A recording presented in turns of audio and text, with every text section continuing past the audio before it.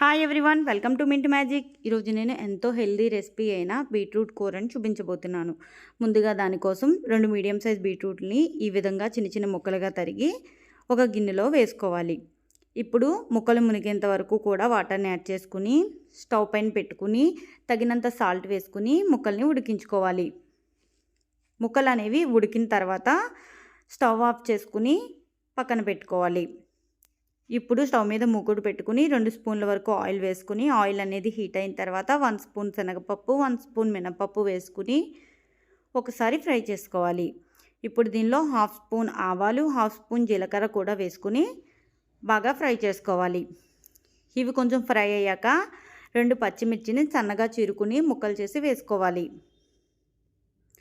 తర్వాత ఇవి ఫ్రై చేసుకుని 2 ఎండుమిర్చిని కూడా ముక్కలు చేసి వేసుకోవాలి.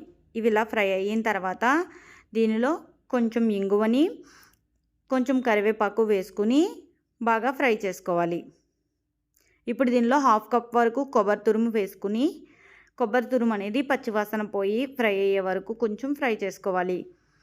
ఇప్పుడు దీనిలో తగినంత సాల్ట్ వేసుకుని మీడియం ఫ్లేమ్లో ఉంచుకుని ఫ్రై చేసుకోవాలి. ఇప్పుడు దీనిలో మనం ఉడికించి పెట్టుకున్న బీట్రూట్ ముక్కల్ని యాడ్ చేసుకుని బీట్రూట్లో కొబ్బరి తురుము కలిసే వరకు కలుపుకొని ఫ్రై చేసుకోవాలి. ఈ బీట్రూట్లో కొబ్బరి తురుము వేసుకుని చేయటం వల్ల కర్రీ అనేది టేస్ట్ డబల్ అవుతుంది. ఇప్పుడు దీని మీద మూత పెట్టుకుని ఉడికించుకోవాలి. ఒక 2 మినిట్స్ తర్వాత కర్రీ అనేది కంప్లీట్గా కుక్ అయిపోయింది.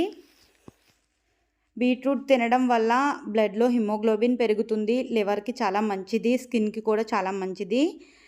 కర్రీ చాలా టేస్టీగా ఉంటుందండి. మీరు కూడా ట్రై చేయండి. ప్లీజ్ లైక్ చేయండి, షేర్ చేయండి, సబ్స్క్రైబ్ చేయండి. Thank you for watching.